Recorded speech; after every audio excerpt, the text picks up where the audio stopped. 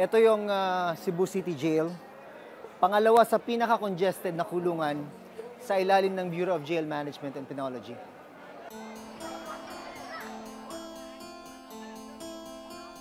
Araw ng dalaw ngayon para sa mga kamag-anak ng mga nakakulong sa Cebu City Jail. Bit-bit nila, pagkain at iba't ibang gamit. Dito lahat nilalatag yung mga dala ng mga dalaw, chine-check isa-isa, tubig, lahat ng pwedeng pagtaguan ng kontrabando, tinitignan ng mga tauhan ng BJMP. Yan, kagaya niyan, keso. Ito sir, ginagano na lang sir. Talagang isa-search to sir eh. Kasi baka nandito sa loob. Kasi pwede itong pasukan ng kahit anong something na shabu. Kasi maliit lang talaga yung shabu sir. Pero kahit ganito kahigpit ang inspeksyon sa bawat gamit at pagkain, aminado ang jail warden na nalulusutan sila ng mga kontrabando. Ito yung mga kontrabando na nakumpiska dito sa male dormitory ng Cebu City Jail sa nakalipas na 3 buwan. Noong Hunyo, isang 45 years old na ginang nakuhanan ng droga sa loob ng kanyang are. Kabilang sa mga nasabat ang mga sigarilyo, lighter, cellphone, pocket wifi, at ipinagbabawal na gamot. Ang mga nahuhuling nagpapasok ng kontrabando, kinakasuhan ng BJMP. So lahat ng mga nakikita nyo, mga nahulihan natin yan. Yung iba dyan, pag mga nuisance contraband lang naman, yung hindi pwedeng kasuhan, they are banned from entering the jail services, the jail premises. Pero yung iba dyan, puro may mga kaso yan, nakakulong na yan. Ngayon, preso na sila. Nandito na sa loob, kasama na nila yung dinadalaw nila dati. At dahil mababa daw ang bakod ng pasilidad, nakakapaghagis din ng mga kontrabando ang mga kakilala ng ilang bilanggo. Sino mo yung mga diskarte ng mga gusto magpalusot dito? Kasi ito, medyo mababa yung bakod. Gagawin nila, yan, kontrabando. Ito, hahagis, pabuelo. Yan. By end of the month, lahat to, madidispose na yan. Ito, makukuha ng mato. Lahat ng ito, pupukpukin natin yan ng martilyo para di na magamit. Ang isa pang problemang kinakaharap ng Cebu City Jail, congested, uubod na ng sikip ang buong pasilidad.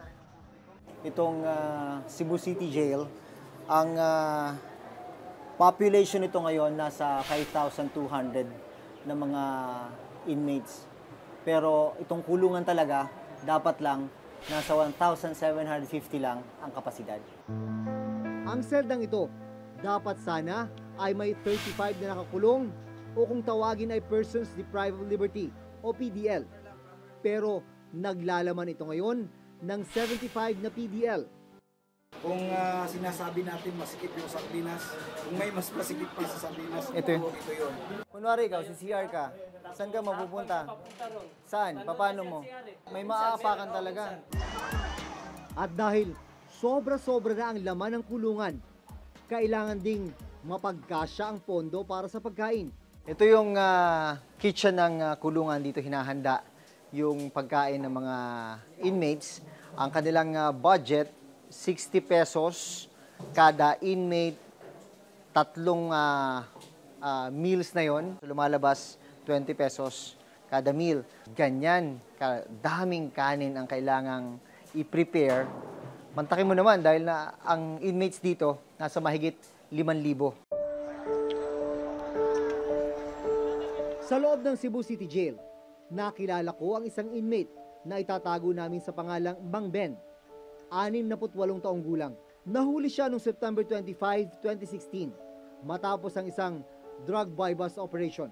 Kasong paglabag sa Comprehensive Dangerous Drugs Act ang isinampa laban kay Mang Ben. 2016 pa siya nahuli, pero nitong August 13, 2018 lang siya unang nakadalo sa hearing ng kanyang kaso. Gaano kahirap ang sitwasyon ninyo na may mga edad na nakakulong sa masikip na kulungan?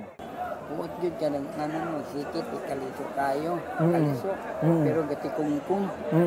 Sakit arthritis, sige lang, tuyot ko, maganayan, sikad,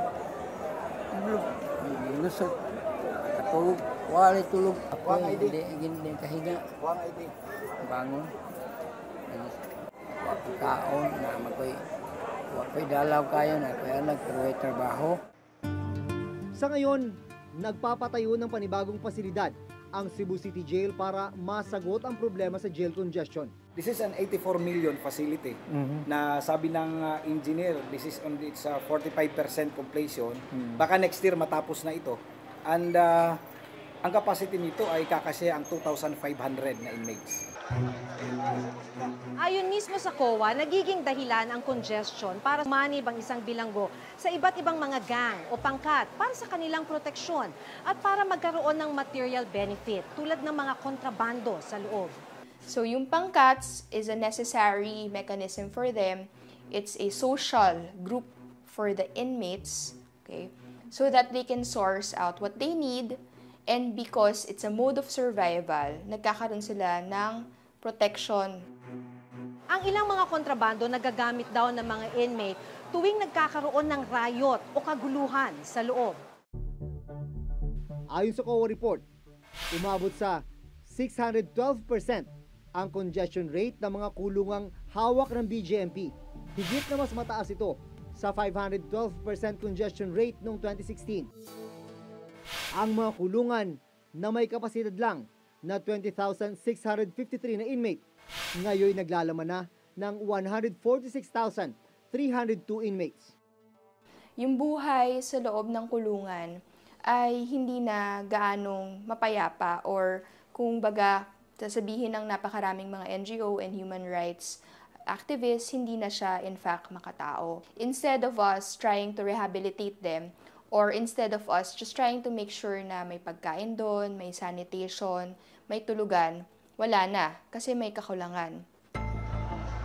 Sa report ng COA, lumala ang congestion sa mga pasilidad na nasa ilalim ng BJMP dahil sa pagdami ng mga nahuling drug suspect. Dahilan din ang mabagal na pag-usad ng kaso, kakulangan ng mga judge at kawalan ng pampiyansa ng mga mahihirap na bilanggo.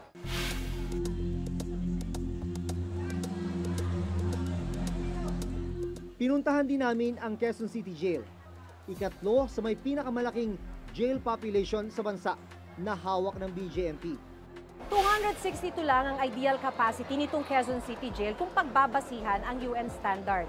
Pero sa ngayon, meron na itong 4,727 na actual jail population. Katumbas ito ng 1,495% congestion rate. Aminado ang pamunuan ng BJMP. Nahirap silang kontrolin ang pagpasok ng mga kontrabando sa mga pasilidad na hawak nila. Continuous naman talaga yung pagkakandak ng Greyhound operations natin. Siguro, isa sa mga nakikita namin dahilan kung bakit may mga nakakapasok pa rin is yung struktura natin. No? Meron tayong mga facilities na mas matataas pa sa bakod namin yung mga bahay. Inihahagis nila papunta dun sa loob yung mga kontrabando. Kulang rin daw sila sa mga kagamitan na makakatulong sana sa pag-detect ng mga papasok na kontrabando. Meron tayo sana mga body scanners para sa mga bisita, no, na madaling makikita kung meron silang itinatagong mga illegal substance sa katawan o kaya meron pang ibang mga kontrabando. Para coping mechanism for self-defense, gumagawa po sila ng mga ganitong armas.